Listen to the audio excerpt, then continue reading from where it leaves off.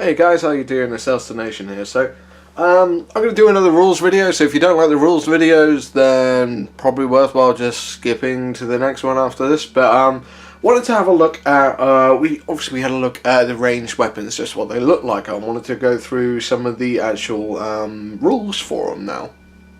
Just so you get an idea, if you're planning this for games, you understand what you're equipping and so on and so forth. So I'm just going through ranged. I'm not going through melee because I think that's another video in its own right.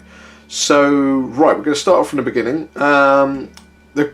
Interestingly enough, the first one is probably one of the most interesting you don't get in 40k. It's an Archaeotech pistol. It's a range 12, strength 6, AP3 pistol master crafted. I believe only your Praetors can have these. So you're not going to find many of them, but whoever has got them is going to be dishing out some damage. Then you've got the Avenger Bolt Cannon. This is what you get on the front of a Fire Raptor. It is a 36-inch range, strength 6, AP3, heavy 7. What you'll find on the front of the Fire Raptor is the fact that it's a twin linked. So that's a 7-shot, strength 6, AP3, which is pretty nasty. Then you've got Combi Boiler, which is range 24, strength 4, AP5, AP5, sorry, I get my words wrong. AP5, rapid fire, twin linked. So it's not a storm bolter where you get 2 shots, it's a twin linked. That's the main difference I tend to find. Heresy games, you'll find combi bolters, whereas 40k you'll find storm bolters. They are different, they do have different rules. Conversion beam weapons. So basically the conversion beamer has various different sort of categories of firing modes and stuff like that. All mainly depends on range, but you do get a normal conversion beamer and a heavy conversion beamer. So we'll go through the normal conversion beamer first. Okay, also, let's just read this rule out as well. The power of the requirements and targeting calculations needed to effectively use this weapon means that it may not be fired if the model carrying it has moved in the same turn, regardless of the relentless special rule, or if the carrying model is a vehicle, etc. So yeah, it has to stand still to fire this weapon, which is kind of interesting. Okay, so normal one is up to 18 inches, it's a strength 6, AP nothing, heavy 1, blast 3 inch. 18 to 42, it's strength 8, AP 4, heavy 1, blast 3 inch. 42 to 72 inch range, it's a strength 10, AP 1, heavy 1, blast 3 inch. So the further this thing shoots, the more potent it gets, basically. It's a brutal weapon, but you can only really use it long range for great effect. The heavy conversion beamer is pretty much, actually saying that, firing calibration is a rule only for the heavy conversion beamer. Just want to clarify that bit. So normal conversion beamer you can fire it on the move. Heavy one you can't. So heavy conversion beamer is basically the same, except it's a large blast.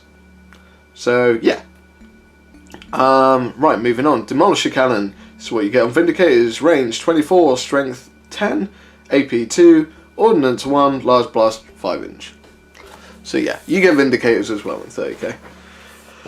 Field artillery weapons. Now this is something you won't find in the Space Marine army in 40k unless you've got allies. But in 30k, Space Marines have got these. So you've got your Earth Shaker Cannon, which is basically what you got on your Basilisk, which is a minimum of 36 inch to 240 inch, strength 9, AP 3, ordnance 1, barrage, large blast 5 inch. You get the Medusa Siege Gun, is range 36, strength 10, AP 2, ordnance 1, barrage, large blast 5 inch. You get a quad mortar, frag. I don't think you get these in 40k. It's a minimum of 12 inch to 60 inch, it's strength 5, AP 5, heavy 4, barrage, blast 3 inch, and shell shock. There's a rule for shell shock down here. Due to the repeated rapid impact of the quad launcher's shells, pinning test taken because of its attacks are made at -1 leadership penalty. Okay. Quad mortars are pretty brutal. It's got a different mode, which is Shatter, which is a 36-inch range, strength 8, AP 4, heavy 4, Sunder.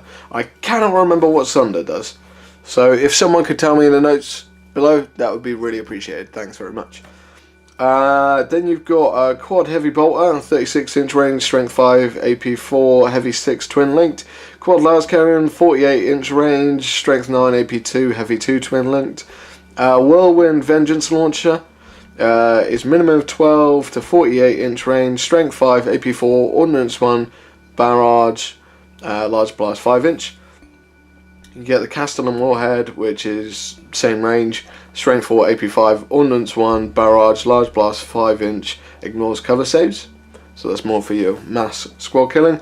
And you get the Hyperius Warhead, which is 48-inch range, strength 8, AP 3, heavy 1, Skyfire, interceptor. So yeah, I can't remember which one the Scorpius tank has. We'll cover them when we come to heavy support. Graviton Weapons. Graviton Weapons are not the same as Grav Weapons. I cannot remember the rules for Grav Weapons in 40k, but I'm told Graviton Weapons are not the same. So, Graviton Gun is range 18-inch, strength star, AP 4, heavy 1, blast 3-inch, concussion, graviton pulse, and haywire.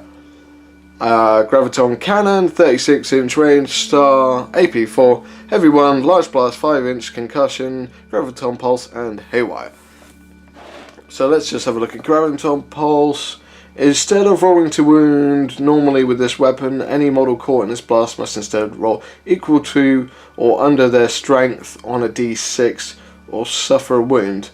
A roll of 6 always counts as a failure. After a graviton pulse weapon has been fired, leave the blast marker in place. This area now counts as both difficult terrain and dangerous terrain for the next turn thanks to the gravity flux. So you can basically make difficult terrain. So if you have loads of graviton cannons, you can just and they're going to have a real hard time walking through it. I think it's armor saves in 40k. I think you have to roll under the armor save. I might be wrong. Grenade harness, strength 8, range 8, strength 3, AP nothing, assault 2, blast 3-inch, 1 use. So, fair enough. Havoc launchers, yes, there are Havoc launchers, like the Chaos side of things. Range 48, strength 5, AP 5, heavy 1, blast 3, twin linked. Kier's Pattern Assault Cannon, that's how I'm pronouncing it, I don't care how anyone else does, just because it's easier. It is range, range 24, strength 6, AP 4, heavy 6 rending. Brutal. Lightning Gun, you find these on Mechanicum, guys. Range 18-inch, strength 7, AP 5, heavy 1, shred and rending. So they're pretty nasty. What else have we got? A lot of the weapons, like shooting weapons, aren't in here because they're in the 40k rulebook. So yeah. Needle pistol, range 12-inch, strength 2, AP 5, pistol, poisoned, rending. So, regardless of strength, it's poisoned. Laser destroyer, this is kind of like the upgraded las cannon thing set you get. Range 36, strength 9, AP 1, ordnance 1, twin linked. So yeah, laser destroyers are brutal. Magnum melters, you don't really get these in 40k either. Range 18-inch, strength 8, AP 1, heavy 1, melter, large blast 5-inch. So these are brutal, especially if you take in a Cestus Assault Ram. Man, do they screw things up. Okay, Phosphex bombs and Medusa shells. Phosphex is something, again, you don't get in 40k. Most of these weapons I don't think you get in 40k, to be honest with you. Phosphex bomb is range 6-inch, strength 5, AP 2, assault 1, 1 use, blast 3-inch, poison 3+, crawling fire and lingering death. The Phosphex Shell, which is fired from a Medusa Siege Gun, is range 36, strength 5, AP 2, ordnance 1, large blast 5-inch, poison 3+, crawling fire and lingering death. Okay, so let's go over Lingering Death. When a blast weapon of this rule is used after the attack is resolved, leave the blast marker in play for the rest of the game and mark it with a counter of some kind. This area is now treated as dangerous terrain for all models with the toughness value and open top vehicles. Note, it is advisable to have multiple spare blast markers when using this rule. That's fair enough. So if you've got a Medusa with Phosphex bombs, definitely want some spare pie plates. Crawling Fire. After the blast marker of this weapon, for a weapon with this rule is placed, the firer may move the marker up to 2 inches in any directions, so long as this will cover more models than previously. So yeah, if you just missed, you can move it a little bit. So yeah, they can be brutal. Plasma weaponry, Crusader. So it says here that some of the rules are in the 40k rulebook, but some of the weapons are not. One of them is Plasma Blaster, range 18 inch, strength 7, AP 2, assault 2, gets hot. Phased Plasma Fusel, range 24, strength 6, AP 3, salvo 2/3. Executioner Cannon, range 36, strength 7, AP 2, heavy 3, blast 3 inch. Okay, Predator Cannon. This is not what you get in 40k for your Predators. The Predator Cannon in 30k is better. Predator Cannon, 48 inch range, strength 7, AP 4, heavy 4. Which is different to the heavy 2. So this is better. Rad Grenades and Rad Missiles.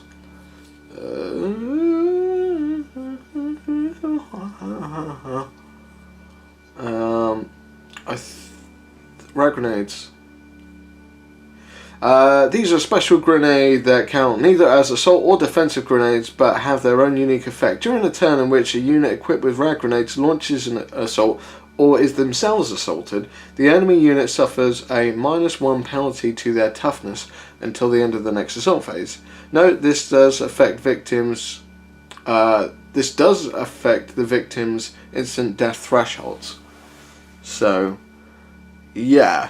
You reduce them down to 3 up to strength 6 hit will kill them outright. Pretty nasty. Rad Missiles. Range 48 inch, strength 4, AP 3, heavy 1, blast 3 inch, fleshbane and Rad Phage. I don't know what Rad Phage does. I don't know. It's probably in the 40k rulebook. Reaper Autocannon. It is a Reaper Autocannon. Is range 36, strength 7, AP 4, heavy 2, twin linked. And these are guys. This is what you'll find on the Terminators. So yeah, Terminator's got autocannons. Rota Cannon. This is a fun little thing. It's designed to be carried by a normal marine. It is range 30, strength 3, AP 6, salvo 3 to 4. So pump out a lot of shots. It's not rending, so I don't know how much good that would be. Maybe really annoying, but we'll see. Shroud Bombs.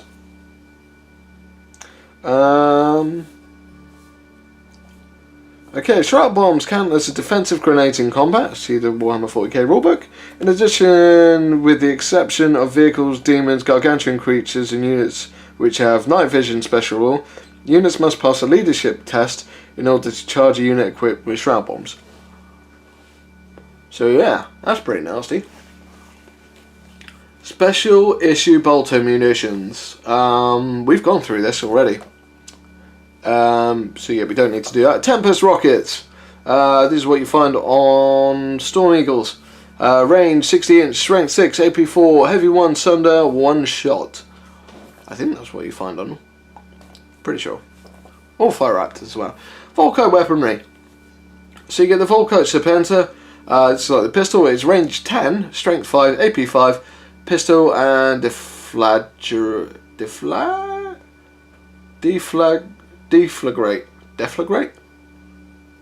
I don't know how to pronounce it. Let me know. I used to call it deflagrate, but I'm having a look at it and it doesn't say that. It's deflagrate. I don't know. Volcko Charger is 15 inch, strength 5, AP 5, assault 2, deflagrate, or whatever. Volcko Caliver. The weapon, the names in these things are like confusing. Volcko Caliver. Oh, I'm pronouncing everything weird tonight. Oh, excuse me. range 30, strength 6, AP 5, heavy 2, blah, that thing. Volcko Culverin, range 45 inch, strength 6, AP 5, heavy 4, and that rule. So we'll go over that rule. Okay, so deflagrating attacks have a devastating effect on organic matter, explosively burning flesh into ash and jetting fire. After normal attacks of this weapon have been resolved, count the number of unsaved wounds caused on a target unit. Immediately resolve a number of additional automatic hits on the same unit using the weapon's profile equal to the number of unsaved wounds. These can be saved normally. Models in the targeted unit must still be in range in order for these additional hits to take effect. These additional hits do not themselves inflict more hits. So basically, yeah, they can be pretty brutal if you wound them. And then we're on to close combat weaponry. So yeah, that is the extra ranged weaponry you get in a 30k army. I hope that's been informative. Sorry if you're not into the rules ones. Apologies on that front. We'll get past that. We'll get into some more fluff and looking at bits and bobs. I do want to try and get these rule bits out of the way, so that we can move on to having a look at models, how building an army, other legions, generally all the kind of fun stuff associated with the hobby. So, thank you very much for watching, guys. Take it steady, and I'll catch you all on the next one. Bye bye.